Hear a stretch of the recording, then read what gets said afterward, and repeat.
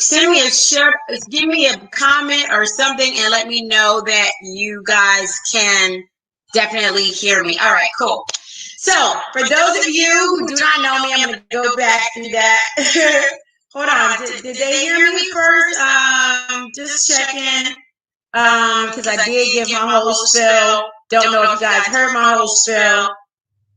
Okay, so here's the deal. My name is Priscilla Zeno. I am the healing partner. I am certified in energy medicine. I am also a certified peer recovery specialist, and I am a certified community health worker. Today's live is brought to you by That Zen Life Wellness Foundation. I hope that you guys enjoy our topic today, which is we're going to be talking about what self-worth is not. What self-worth is not. So I am giving people some time to come in and know that we are live. Typically, I am sharing with Instagram and Facebook, but this morning, Facebook is getting all my love and attention. I'm going to try and see if we can squeeze in Instagram, but I just want to say that I hope you guys are ready, because I am going to give you some things that you need to know with regards to what self-worth is. I'm going to give you some things that don't determine self-worth. What self-worth is not. All right. So if you guys are ready, we are going to get started. So the first thing I want to say is that we as a people, okay, a lot of times we value ourselves in so many different ways, and you won't believe how many people feel like that there are certain things that actually define their self-worth. All right, so here are some of the things that basically are not even close, remotely have anything to do with your self-worth. Now, before I get into that, well, hold up. Before I get into that, I do want to say this. You might want to grab a pen and paper, just because you can also make sure, just test yourself. Look at some of the points that I'm making and see if you fall into any of these categories. Because if you do, I'm going to need you to get your life. All right, you ready? All right, let's go. So these are a few things that do not determine your self-worth. All right. So the very first thing is that doesn't determine your self-worth is your to-do list. All right. Listen, you can cross off all the items on your to-do list, and if crossing those things off satisfy you as you're crossing them off, that's great. But definitely don't beat yourself up. Okay, about how worthy you are if you didn't get everything done. All right, I'm talking about, whether it's, you wanted to achieve, going ahead and buying a house by a certain age, or if you decided, you wanted to be making this amount of money by a certain time. None of that determines your self-worth.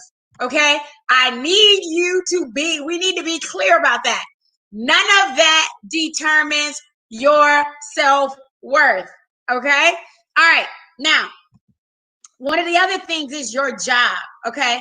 No matter what type of job you have, or how much money you make, listen, your job does not define you as a person. That's not who you really are. Who you are is love. You are harmony. You are peace. Even if you don't feel it, that's who you truly are. So your job does not define you. So it doesn't define your self-worth. So make sure that you put that on your list and stay connected with that. All right. What's the next thing that doesn't define your self-worth? Your social media following. I don't know about everybody else, but I have nieces and nephews, and they are always doing the most with regards to trying to build their following, thinking that, they aren't as worthy because one friend has a following more than another friend, or you see how many people follow me, girl? No, that does not define who you are. So what if you don't have 1 million Insta followers or a Twitter retweet? Twitter retweets. At the end of the day, you are much more complex than what you can see on your freaking social media screen. And that is the truth. Okay. So what's next? The next thing is your age. Your age. All right. First of all, speaking of numbers, your age is just a number. So some people may say you're too old or you're too young, but that's just not, it doesn't matter if you're too old or you're too young. People don't believe me when I tell them that I'm almost 52 years old. At the end of the day, my age doesn't define me. That's the reason why I am able to move in a space where I probably don't act my age. Hey, Susan. Susan said truth. Yes, I've seen Susan, you guys, and she looks freaking amazing. She does not look her age. Trust me. So, yes, your age does not define your self-worth. All right. Now, the other thing that this is a biggie, okay, and I'm just gonna kind of pause a little bit right here before we move to the next one. The next thing that doesn't define your self-worth is your appearance. All right. If you want to change the way you look, do it. But know that your physical appearance shouldn't define how worthy you are. Okay. A beautiful body or a handsome face won't last forever.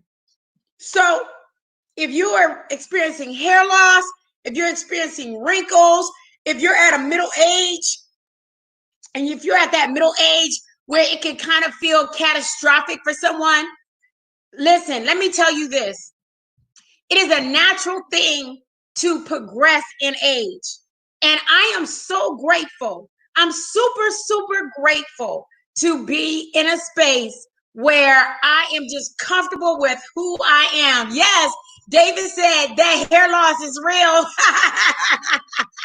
Yes. Well, let me tell you, David, it doesn't define who you are. That's the bottom, honest to God truth. It doesn't define who you are. So because it doesn't define who you are, at the end of the day, that's what we do. We have to know who we are and what determines our self-worth. Now, this next one, I already know that a lot of you already know this, but there are some of you who do not. And trust me, I have been guilty of this as well. This next one is other people. Other people do not define your self-worth or your worthiness, okay? Listen, I am guilty sometimes where I may say, man, look at that chick. She just got her product in freaking Target. I should have been there already. Now, that was back in the day when I was still writing my book and I was trying to figure out how to get my book into Target. At the end of the day, it's not about me comparing myself to someone else, okay? Comparing myself to others who have the same job title as me or others that may be my same age. What I've learned is that I have to manifest my own lane. So should you. You should be manifesting your own lane. Don't look at someone else. This is what I tell people when they are determining their self-worth based on someone else. What I tell them is this. I want you to think about being in a classroom. And when you're in a classroom and you're taking, you're taking your test, all right? And the test is that you have to write your own independent story about you. Every time you look at somebody else's paper, you are cheating. You're cheating. Write your own story. Make your own path. Do your own thing. And don't worry about what someone else is doing. At the end of the day, what they're doing doesn't define you. What they are doing and what they aren't doing does not define you. All right? All right. So the next thing that we're going to talk about is the next thing that doesn't define your self-worth for all of you out there who are exercising or runners is how far you can run or exercise. Listen, ever tell yourself you'll run a mile and then beat yourself up when you weren't able to do it? Listen, it happens all the time. I beat myself up because I didn't get my 10,000 steps in And I was realizing, like, wait a minute, that doesn't determine who I am. I do need to get my 10,000 steps in, but it doesn't determine who I am. It is a goal. And sometimes we don't always meet our goals, but we can try. And that's all that matters. For those of you who are, for those of you who are maybe in school, the next thing that doesn't determine your self-worth is your grades. Your grades doesn't determine your self-worth. All right. Maybe tests freak you out and school's just really difficult, but your grades don't determine your intelligence, and they don't measure things like your decision, your dedication or your integrity. And also, while we're talking about grades, I want to say something else. If you are the type of person who doesn't have a degree and you've been beating yourself up about how worthy you are about not having a degree, I have to share something that my husband told me. He said, you know what, baby? I have 2 masters and a bachelor's degree, and you have more freaking actual hands-on experience that I could ever have when it comes to business. And you could run circles around me when it comes to working a business or building a company. So don't look at the fact that you don't have a degree, because you are killing it. And it made me feel so good just to hear him say that it doesn't matter, because I was so caught up in the fact that I didn't have a degree. Now, that doesn't mean that I'm not still taking college classes. It just means that I'm now trying to redefine what my worth is, what my self-worth is. And my self-worth is not defined by the fact that I don't have a freaking degree. All right. David said, you pushed me to go back to school for mine. It took a long time to decide what I wanted to go to school for. Yeah. So yes, because at the end of the day, I'm glad you said that, David, because at the end of the day, if it's something that, you know what I'm saying, you really want to do, you know what I'm saying? Yes, you should want to do that. You should want to get through it. You should want to push for a degree. But if school is not your thing, if that's not something that you are into, if that's not something that you can actually feel like you can actually get through, don't beat yourself up about it. Okay? All right. The next thing is the number of friends you have. The number of friends you have does not determine your self-worth. The more friends, all right, the merrier sometimes. But whether you have a ton of friends or just a couple of friends, what matters is how you treat one another, and if you can turn to them in times of need. That's what is important. Now, I'm going to share a quick thing with you. I don't know if one of my best friend, Cleos, is out there, but he broke down friendship in such an awesome way to me. He said, I want you to think about the tree of life. And in the tree of life, you got your leaves. Those are the people that blow in and out of your life. You got your branches. Those are the people that when you lean on them a little bit, they might break. And then you actually have your roots. Those are the people that are going to be there for you all the time, no matter what, thick or thin. They will always be there for you. So whether you have a little bit of friends or a lot of friends, none of that determines your self-worth. It's all about understanding who your friends are and if they'll be there for you, and not getting upset if they're a leaf or if they're a branch. All right? Okay. The next thing is the relationship status. Okay? The relationship status. Now, I have been single, then I was married, then I was a widow, then I was single again, and then I was remarried. And you won't believe how many times I have spoken to my girlfriends who maybe was married, and you know what I'm saying, they thought I didn't understand about being single, and the ones that were single when I was married, and they thought that I wasn't going to, wait a minute, I think I swapped that around. Okay. The ones that thought I wouldn't understand because they were married and I was single, and the ones that thought I wouldn't understand when I was single, when I was married and they were single. None of that defines who you are. Whether you are married or single, it doesn't matter, and it doesn't determine your self-worth, okay? It doesn't mean you're not worthy of love or of being loved.